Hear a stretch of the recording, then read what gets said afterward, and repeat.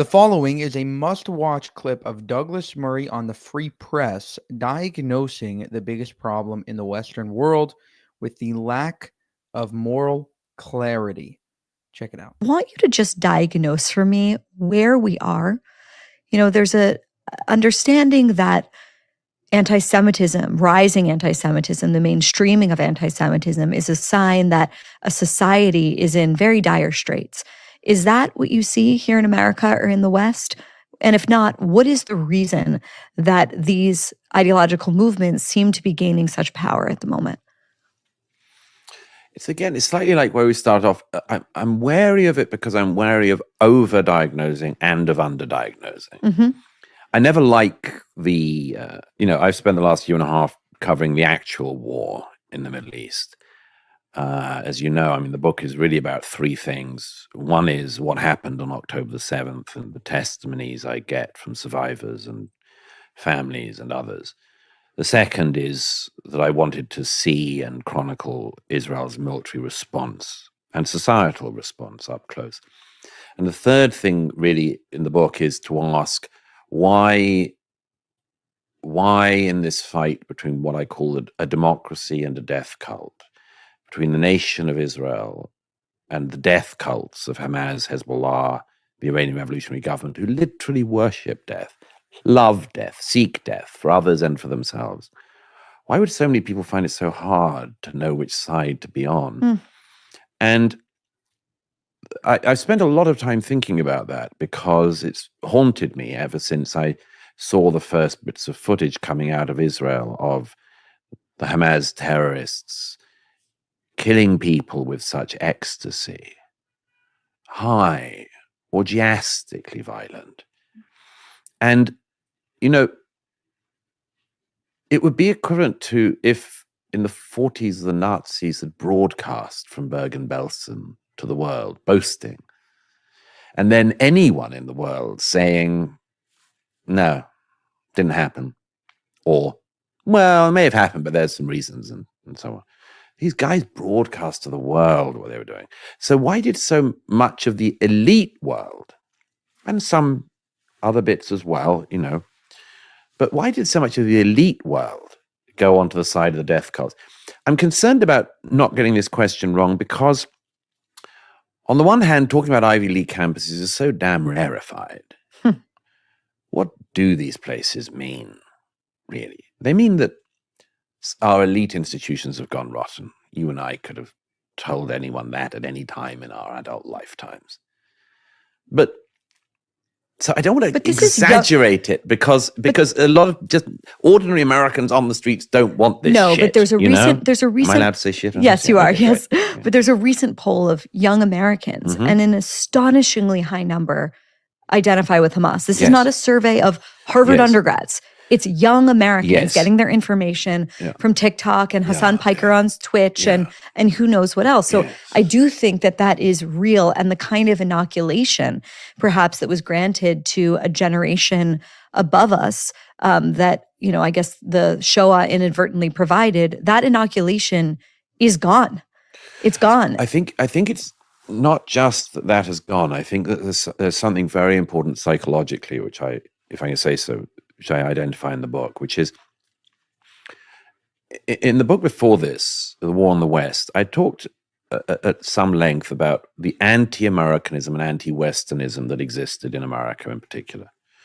And what I said there was that there was a very dangerous thing being set up in the United States and in other Western countries, which was that young people born in the 21st century were being told that they were guilty of things that they could not possibly, conceivably be said to have guilt for.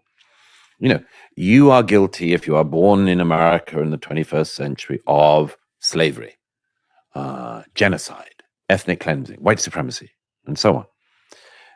These are all charges you can take on their own, and they have more and less legitimacy wherever you want to look in the American past, as in any country's past. But to say to people, you are guilty, with no form of alleviation of the guilt, was, as I said in The War in the West, an extremely dangerous trap to put people into. I lent on Hannah Arendt's philosophy on this, about the not setting up a system of guilt with no possibility of forgiveness. And I said in The War in the West, I didn't know exactly how it was going to manifest. I could see it manifesting in the Western anti-Westernism and the American anti-Americanism. The one thing you can be sure of, as Alan Bloom said in the 1980s, one thing you could be sure of was not just that a student at an American elite university would think that all truth was relative, but by the 2020s that all of the problems of the world were our fault. Now, as I see it, much of the reaction of the student groups and so on, first of all, it's all imported in one way or another. Well, the ideas are Soviet. There's that. There's also the fact that honor our martyrs. Come on. This is imported crap. This is Qatari-funded, Qatari-influenced, Iranian-influenced import ideology. This is not a generic ideology that happened to crop up at Yale. But I want to push back on that because I do think that's a little bit of a cope. Like, we have a huge story in the Free Press today about the $29 billion from foreign governments, including Qatar and China, that have flowed into elite universities. And if you're looking to invest and pour fuel on a fire of anti-Americanism, you can do no better than the Ivy League. But let's not delude ourselves into thinking that— I'm by no means pretending that that's the only cause. I'm saying that once something is pushed like this, once a kerosene like this is pushed by a foreign power into a highly receptive environment, something happens. And I'll just quickly explain what it is that's happened.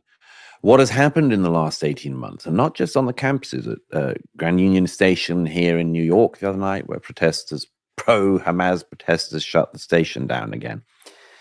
What they're doing is what a psychologist would call projection. They are accusing the state of Israel of all of the things that they have been taught that they themselves are guilty of. They have been told that by dint of being in America in the 21st century, you are on stolen land. What do you do about it? Do any of the kids or their professors in question want to hand over the ground of UCLA to a tribe that has died out? And they don't. They could, they don't. But what can you do, I wonder? It turns out that you can accuse the one Jewish state in the world of all of the crimes that you have been told you are guilty of by dint of being born in the West. Why does this stuff work so well in specific countries? It works so well in America, so well in Australia, so well in Canada, so well in Britain, in the Anglosphere, effectively. Because all of these countries have been prepared for this in recent years. They have all been prepared, knowingly or otherwise, for just such a moment of scapegoatism. Just such a moment where you can say all of my sins, all of the things that I've been, like the Scientologists, with the particles they believe that you get from some This is how they go. This is how you go clear. This is how you go clear. This is how you decide your student days will be best spent hollering against the state of Israel, because you can accuse them of all the things you've been told you're guilty of. This is projection on a massive scale, but the evil that it reveals is extraordinary. I give an example in the book of, I give many examples, but one of the ones that really shattered me was that when the Nova Party, which as people will know was one of the targets that Hamas came upon that morning, October the 7th, 2023, when the Nova Party was memorialized, it was an exhibition you probably saw. I saw it in Tel Aviv when it started, but it was a memorial exhibition and a sort of recreation of what happened, testimony, and the exhibition traveled to Los Angeles and also here to New York, not far from where we're sitting at the moment. And when this exhibition opened, it was greeted by hundreds of protesters, some of whom on the way, you'll remember, covered their faces in kafirs and COVID masks because, as I can never resist saying, these people are simultaneously hot for intifada and fearful of the COVID-19 virus, wildly worried about the Delta variant. I'm sure we can agree. But these cowards, the new KKK, they cover their faces just like this. They're cowards. These people are on the New York subway chanting that, asking for any Zionists to identify themselves and get off the train. They get to the center of New York and they go to the Nova exhibition and they stand outside and they chant support for Hamas, support for Intifada, support for the murder of people at the Nova Party, claim that the Nova Party itself was guilty and a legitimate target. One of the men walking through the street of New York that day to the exhibition was a father who lost his daughters at the party. He had to walk in New York past a crowd of hundreds of people with a stage and megaphones celebrating the murder of his children. What level of evil do you have to have fallen into that you would think that you would stand outside a memorial to the young people killed at that party and say that the young people dancing in the early hours were guilty and deserved the slaughter and the rape and the murder and the beheading and the kidnapping? This is not a problem for Israel. And I've said this since October the 8th. This is not a problem for Israel. Israel has an army, and it has a civilian army, and it has the right to make its own decisions about how it protects itself. But this is a profound problem for America and the rest of the West, that we have people in our midst who glorify in the death cults, who find it easy to decide. Some people find it difficult to decide whether they're on the side of Israel or Hamas. I don't.